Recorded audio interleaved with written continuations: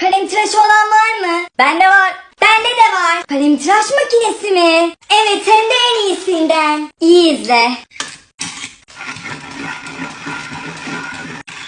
Şuna bakın. Oo, Bu da çok benimkine de. Getirin.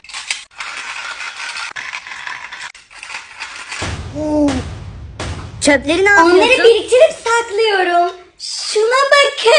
Bunları açmak kolay. Peki bunun kadar kalın bir kalemi açabilir mi? Tabii ki yapar.